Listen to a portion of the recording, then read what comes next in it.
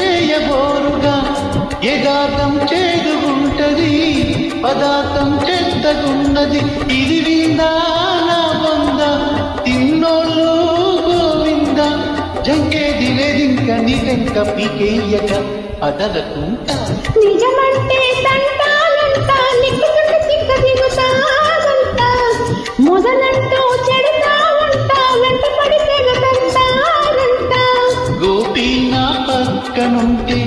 భయం ఇంకా ఎందుకంట